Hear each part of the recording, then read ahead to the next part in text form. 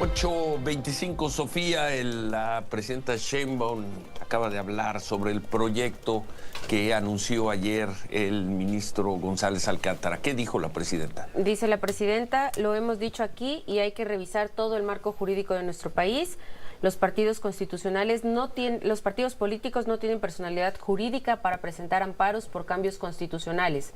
Y segundo, la Corte no puede ser legisladora.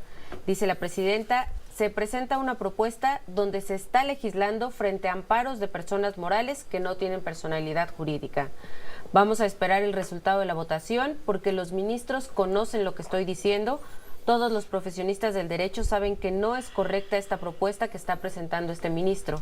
Y aprovechan, Ciro, y le preguntan sobre este anuncio de la renuncia de los ministros, la renuncia que presentarían, y ella dice que si están presentando en este momento o que si van a presentar de una vez su renuncia a los ministros es porque se quieren ir con todos los haberes de retiro, porque ellos saben que si no presentan en este momento la renuncia, no se podrían llevar todo lo que se llevan cuando ahora vamos con lo de la renuncia, pero saludamos a Arturo Saldívar. Arturo, gusto en saludarte. ¿Qué tal, Ciro? Buenas tardes para ti. Buenos días, Manuel, Sofía. Ministro, buen día. Qué gusto.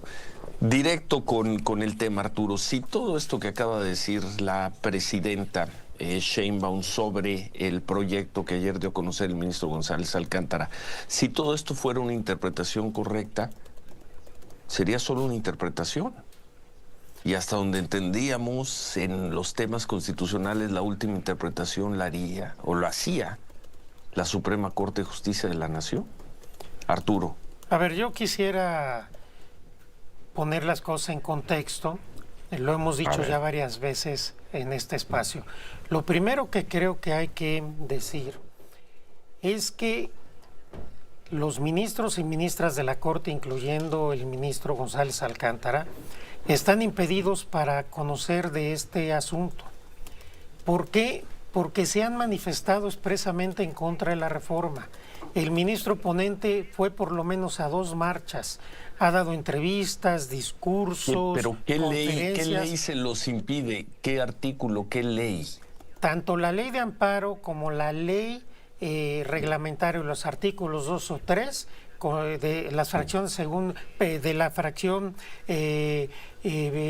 primera y segunda de la ley reglamentaria, la fracción segunda del artículo 105 constitucional, establece que cualquier juzgador, incluyendo ministro, se tiene que declarar impedido cuando tenga un interés directo y personal en el asunto, como es el caso.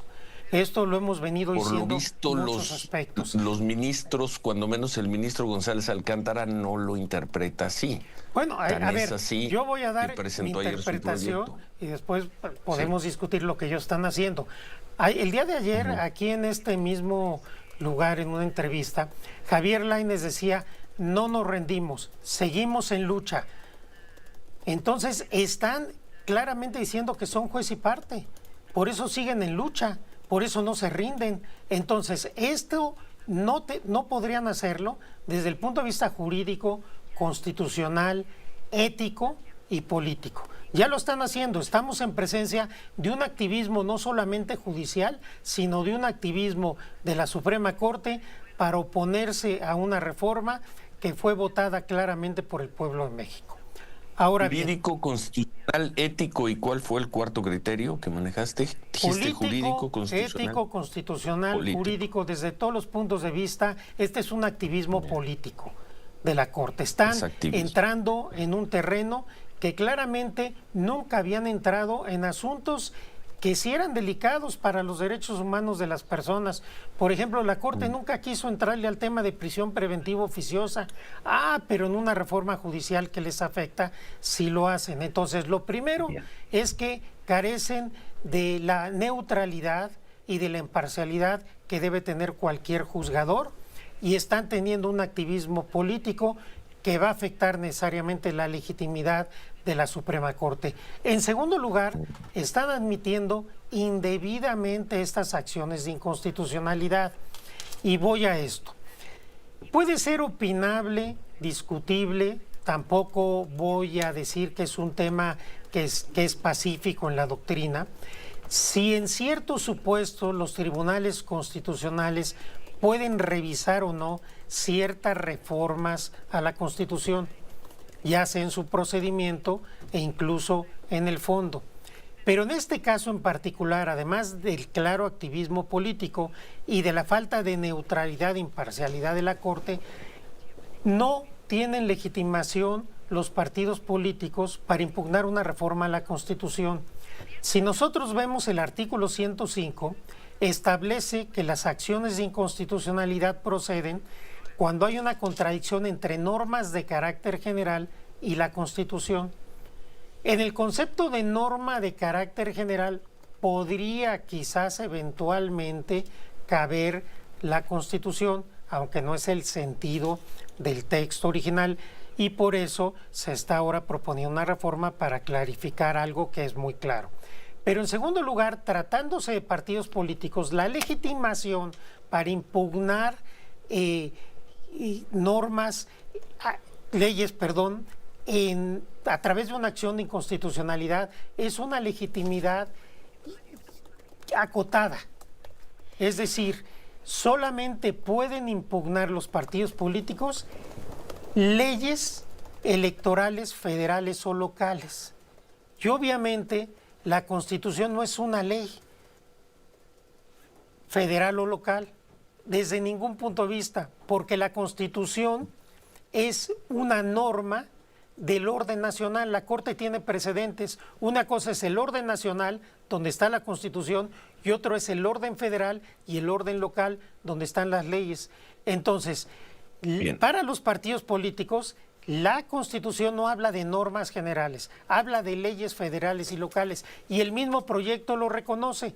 No se ha considerado que la Constitución es una ley electoral, pero en una nueva reflexión, curiosamente en este asunto, equiparan la Constitución a una ley electoral. Me parece que técnicamente, Arturo, más allá de lo político, esto no se sostiene salvo por un interés de ciertos ministros de oponerse a la voluntad del pueblo de México.